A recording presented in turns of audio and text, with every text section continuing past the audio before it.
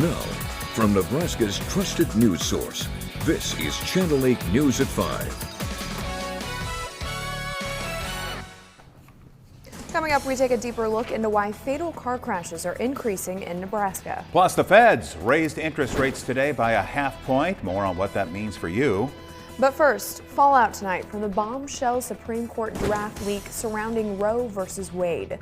Good evening, everyone, and thank you for joining us. As we told you last night, the High Court has confirmed the draft. And now Chief Justice Roberts is calling for an investigation on how that happened. ABC's Alex Perche has the very latest. From the steps of the highest court in the country to the U.S. heartland, news of the leaked Supreme Court draft opinion dated February 10th reverberating across the nation. The 67-page draft opinion was written by Justice Samuel Alito. Its authenticity was confirmed by the court and appears to reach a clear conclusion. Roe v. Wade must be overruled, and that 1973 ruling was egregiously wrong from the start. Chief Justice Roberts, who confirmed the authenticity of the leaked draft first published by Politico, insists it's just a first draft and not a final opinion of the justices. President Biden is describing this as a radical decision, and Vice President Kamala Harris saying this. How dare they tell a woman what she can do and cannot do with her own body? But today, states across the country aren't waiting for the final word from the Supreme Court. They're racing to get ahead of it. In Oklahoma, abortion is now banned as early as 6 weeks into pregnancy.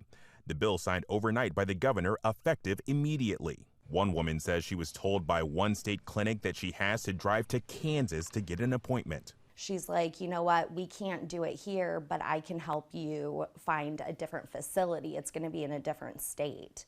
Democrats now scrambling to offset the restrictive anti-abortion laws already passed. Connecticut's governor promising to sign a bill to safeguard abortions and protect providers from out-of-state lawsuits. If Roe v. Wade is overturned, at least 26 states will likely ban or severely restrict access to abortions. The president now using his platform to push candidates ahead of the midterm elections who support abortion rights. Biden saying if the court does overturn Roe and this issue goes to the states, it will fall on the nation's elected officials at all levels of government to protect a woman's right to choose. President Biden is also warning that this decision could extend far beyond abortion into other freedoms as well. And with primary season officially underway, Indiana and Ohio happening yesterday, this is messaging that you're going to hear well into November. Alex Perche, ABC News, Washington. And Democratic lawmakers are working on legislation right now that would codify abortion rights into law within months. Chuck's working on that, and I've talked to him about it, and he's putting together a measure that will put into law the protections that have been in place for 50 years under Roe versus Wade. Basically, that is what we're trying to achieve. All right, other news now. Nationwide traffic fatalities were on the rise during the pandemic. And now Nebraska is seeing even more deaths on the road last year when compared to last year. Channel 8's Ariana Martinez spoke to experts about what's driving our numbers up. Ariana?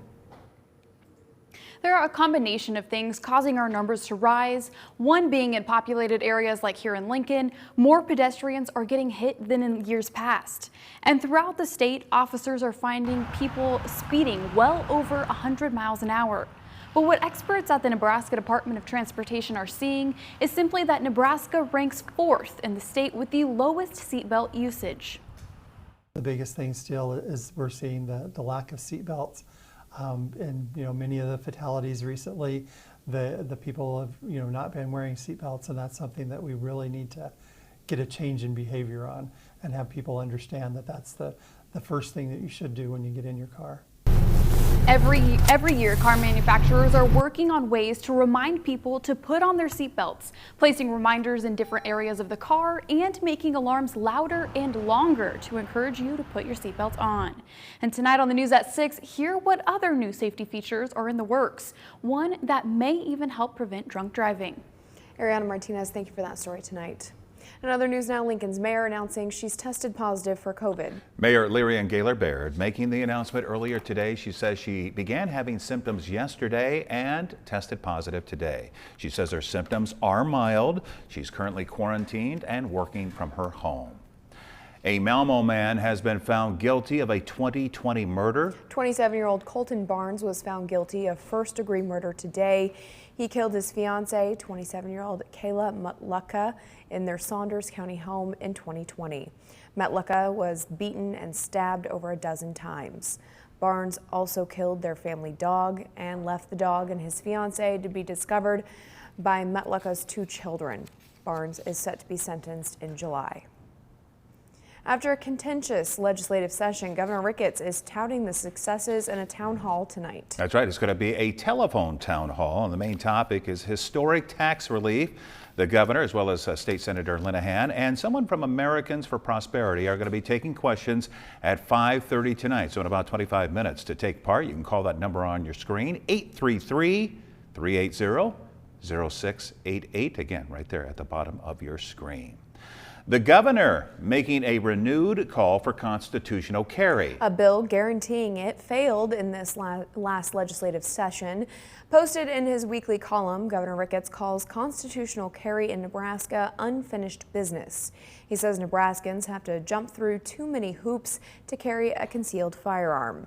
Moving forward, Ricketts is pushing for more Second Amendment advocacy. He says people should pass on love for the Second Amendment to the next generation. In Nebraska, there are 3 steps needed to exercise concealed carry, and they include completing a training and safety course, completing a permit application, and handling the application then to the State Patrol. The Lincoln Police Department, by the way, is going to hold their annual Gun Amnesty Day this Saturday. During the event, you'll be able to surrender any unwanted firearms, attachments, or ammunition, no questions asked. The event will be on Saturday from 10 to noon in the north parking lot at 52nd and R Streets. Anyone dropping off a weapon will not be compensated for their firearms or ammunition. It is time to talk about your weather now. John Dissauer joins us. Another cloudy one today, John. Yeah, it's been cloudy. You know, it's been a question of where's the sun been so far this month. We've only had 25% the possible sunshine for the month. It's the lowest it's been for any month this year, at least to start a month. So we could use some, but we're not going to see any tonight. We're not going to see any tomorrow either. We've got cloudy skies as we take a live look right now from the station to the northwest, and temperatures have been held down, only reaching 52 degrees for a high temperature. It's the first time we have failed to reach 60 degrees on May the 4th since in 9 years. So it's also cool back out to the west where Kearney right now is coming in at 48 degrees. It's 48 degrees in Hastings and only 50 right now in Beatrice. Radar shows you a couple of light showers off to the north of Lincoln as you head up towards the Fremont area and to the east of Columbus.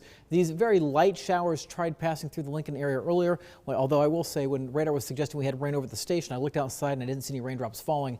But throughout the day we've had a little bit of drizzle here or there. Here are the clouds that are stuck in under the 4,000-foot inversion where we've got a warm layer of air just aloft. It's keeping the clouds in place for today, and it's not going to, again, break as we go through tomorrow either. We will see some sunshine by Friday. Weather system to our south will send moisture up our way, so more chances for showers as we go through overnight tonight and through the day tomorrow.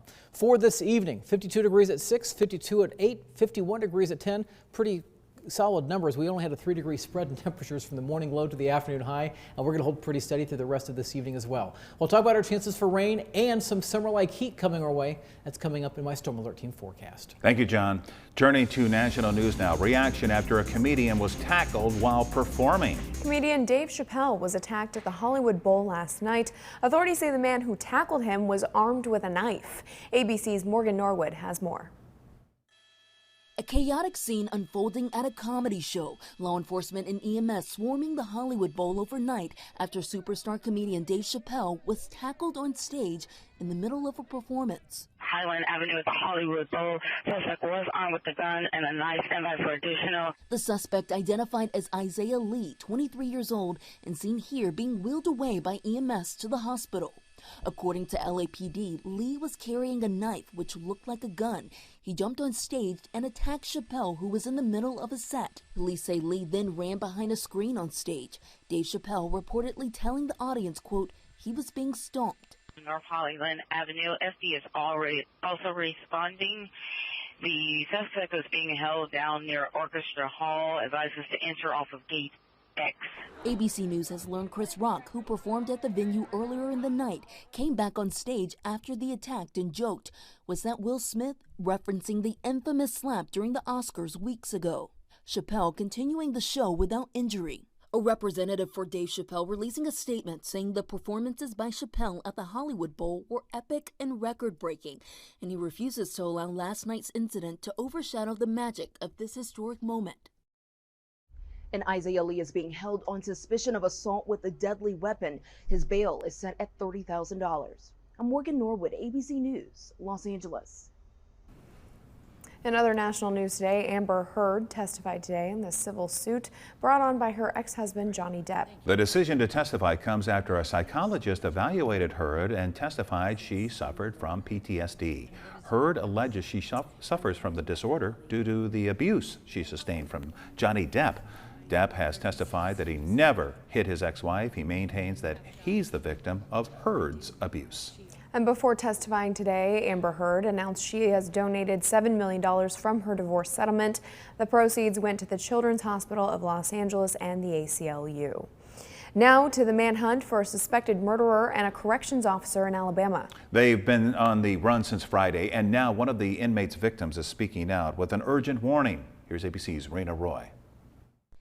This is the Alabama jailhouse where officials say suspected murderer Casey White and corrections officer Vicky White began their romance. He was getting special treatment according to the inmates, getting more food on his food tray, getting other privileges. And on Friday morning, things escalated. It all appeared ordinary as Vicky picked Casey up for a supposed court appointment. He's cuffed and shackled as she opens the door for him. He gets into the backseat of her cruiser, and since then, they haven't been seen. The reason these relationships become so intense is that inmates have all the time in the world to manipulate people. The two reportedly became involved in 2020 as Casey White awaited trial in the murder of Connie Ridgway. He was already serving a 75-year sentence for a violent 2015 crime spree, his arrest seen in this police dashcam video. One of those victims speaking to our affiliate WAAY, saying she's now in hiding with no telling where Casey may go. Casey White is very dangerous. He's dangerous to everybody. I thought I would never have to worry about him ever again. Authorities calling the pair, who are not related, armed and dangerous, potentially carrying an AR-15, handguns, and a shotgun. Police say they abandoned that patrol car in a nearby parking lot on what the sheriff says was supposed to be Vicky's last day before retirement. The sheriff's department believes they then hopped into this recently purchased 2007 Ford Edge, but that they may have ditched that one by now too. All you need is one real-time lead, and you may well catch them, unless they have gotten out of the country. The sheriff tells ABC this isn't the first time Casey has tried to escape, saying back in 2020 they got wind of his plans and found him with a shank. Rena Roy, ABC News, New York. And coming up next on the news, expect more rain. John is going to have your full forecast. And the Federal Reserve taking a step they haven't taken in decades to combat inflation. We'll be right back. I'm Teresa Thibodeau, pro-life conservative running for governor. People tell me they want a governor who listens and focuses on issues that matter to them: education, tax reform, and public safety. I've served in the state legislature, worked for corporate America, built and sold a business. My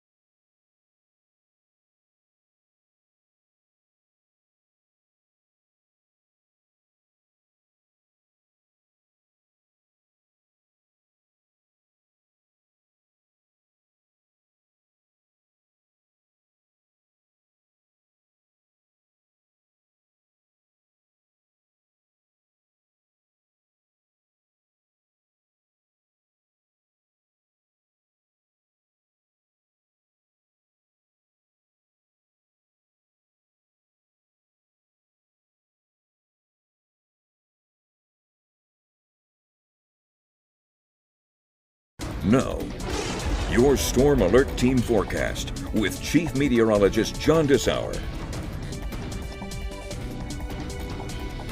Another cloudy day, as I mentioned towards the beginning of the show. We've only seen 25% possible sunshine this month so far. It's the lowest that we've had since I started keeping track about 2 years ago for an open to a month. So just a lot of clouds around. We're going to keep them around through the day tomorrow. We will see some sunshine returning to the area by Friday and as we start the weekend into Saturday. Take a live look right now from Schoen's Roofing in Beatrice. We've got cloudy skies. Looks like it could rain at any point, and that's also the case as we take a live look from Allo Communications. We've had some drizzle around the area this afternoon and really even this morning. As far as showers are concerned, they've really stayed off away from the area right now, but we will likely see some rain moving into the area later on this evening and tonight. Temperature-wise, we're at 51 in Lincoln after a high of 52. Of interest, our low is 49, so we only had a spread of 3 degrees today, and our temperatures are going to hold pretty steady as we go through the rest of the evening. As I mentioned, there was one little light shower that's off to the north now, and when it passed over Seward and Lincoln, I looked outside here at the station. I didn't see any drops coming from it at all, so just again some drizzle around the area, maybe some showers beginning to develop down to the south towards Red Cloud. And here are all the clouds that we have in place. Mentioned this yesterday, we have a temperature inversion from about 5,000 feet up to about 7,000 feet. There is a warmer layer of air, and that's not allowing the moisture at the surface to escape higher up. So with it getting locked in, that's where we have the clouds that are stuck in below 5,000 feet today. And really no breaks in the clouds either throughout the day. We'll look down to the south. There's a warm front through Texas and Oklahoma. North of that front, there are some strong and severe thunderstorms right now. This will send moisture up our way later on this evening as this area of low pressure begins to drift off that direction. You'll notice as we go through the evening and into the overnight hours, scattered showers, maybe some embedded thunder, not out of the question. Stormcast suggests by tomorrow morning we may start to see some more showers beginning to develop and continue throughout the day tomorrow. Tonight, we'll see our temperatures only dropping mid-40s to right around 50 with a light wind out of the east. For tomorrow, again, some light showers possible in the morning. There may even be another rumble of thunder mixed in with some of these showers. As we go through midday, they'll probably have some dry hours as it becomes more widely scattered around the region. And even as we head towards the afternoon, we may have, again, some dry hours, but also a chance for some showers as we go through the day. So just expect on and off again showers through the day. By afternoon, we'll see temperatures only getting up in the low to mid-50s once again, so it's going to remain on the cool side. And then even as we go into tomorrow night, the rain showers will continue, likely shutting off by about midnight tomorrow night into Friday morning. High temperatures tomorrow will be in the low to mid-50s, so maybe a degree or two better than today. Winds will be out of the northeast, 6 to 14, gusting at times to 25 miles per hour, so it could be a little breezy at times. As I mentioned, this moisture will then start to spread off to the east. I think Friday morning we'll have a chance for some fog around the area, so don't be caught off guard by that by any means. Now, rainfall amounts. 4 computer model average suggests right at 7,600 of an inch. If I knock the heavy computer model off, it drops it down to a ½ inch in Lincoln. So no, we're talking just about 130% the normal rainfall for the time period for today through tomorrow. Now again, some morning fog possible on Friday, turning partly to mostly cloudy partly cloudy by afternoon on Friday. More sunshine around here on Saturday, a high of 78 degrees. Right now for Mother's Day, I think we'll have some scattered showers. Question still remains if it's going to be more towards morning or afternoon. Some of the data today suggesting more morning, something we'll keep an eye on. So going to early next week, take a look at the temperatures. Up to 90 degrees by Monday, 88 degrees Tuesday, 88 Wednesday, with a chance for some isolated showers and thunderstorms. In fact, Wednesday, Thursday looks like fantastic storm chase weather out into the far western part of the state and western Kansas as we start getting more summer-like temperatures around here and the humidity kicks up as well, and then some more showers possible as we head towards the end of next week. Ooh, 54 to 90. That's quite the swing in just a few days. That's right, and the humidity starts to kick up as well. Love hearing that. All right, thank you, John. The Federal Reserve announcing today they will raise interest rates by a ½ percentage point. The news has Wall Street watchers preparing for other increases to tackle the worst inflation the United States has seen in decades. John Lawrence has the latest. The Federal Reserve helped the U.S. economy through the COVID-19 pandemic by dropping rates to near zero. Now the Fed is facing a new challenge, crushing inflation without bringing on a recession. It's hard to catch up when you have to go very fast. It's also hard to catch up when you actually have to push monetary policy to a tight setting. Coming up with a so-called soft landing could be difficult, in part because the jobs market is booming, and increasing the interest rate will likely change that. This is a situation where wages have moved up at the highest rate in a very long time, and People are able to quit their jobs and move to better paying jobs. The unemployment rate in the U.S. is at 3.6%, according to the Bureau of Labor Statistics, which is considered full employment by the Fed. They have to push up the unemployment rate. And in the past, when you've pushed up the unemployment rate, you've almost never been able to avoid a full-fledged recession. The central bank raised rates by 0.25 percentage point in March, but some say that wasn't soon enough. They wanted to start late because they wanted to see the economy get to full employment. But I think that's going to turn out, in retrospect, to have been a policy mistake. They should have gone a little bit sooner in terms of removing monetary policy accommodation. I'm John Lawrence reporting. And the decision to raise interest rates and try to subdue that inflation caused some big gains on Wall Street today. The Dow gaining 932 points, NASDAQ up just over 400. Here are your numbers. You're watching Channel 8, Nebraska's trusted news source.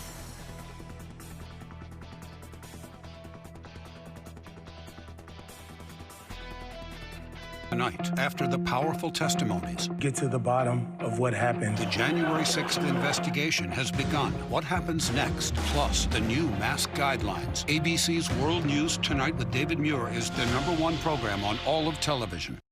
Politics is rough, but Charles Herbster's attacks against Jim Pillen are false, disgraceful, and an insult to all.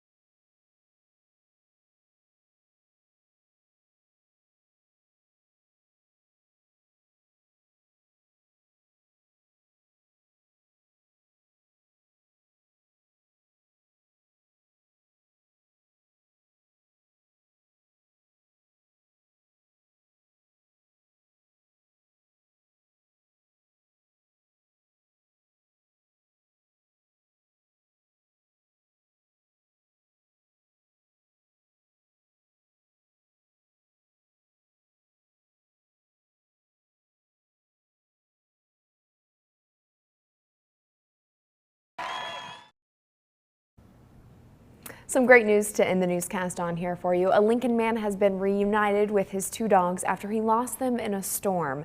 The 2 dogs, 4-year-old Cuddles and 4-month-old Oliver, were reported first stolen on Monday. The owner says his dogs were taken after they got out during a storm over the weekend. A witness says the dogs were picked up by a man who said he was going to take them to a farm.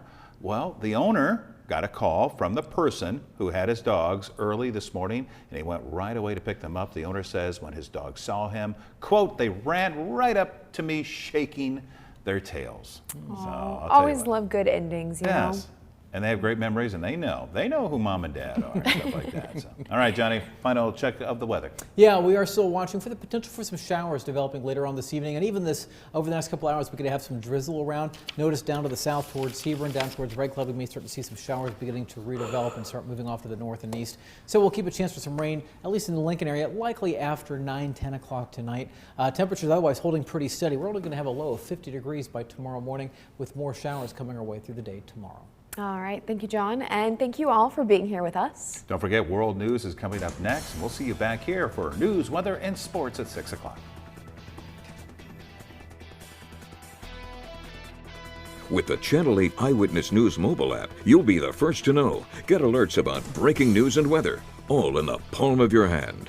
The Jalapeno Popper Frenchie, creamy and crunchy in each delicious bite. Enjoy this bold new taste or the timeless original, Frenchies at Amigos King's Classic.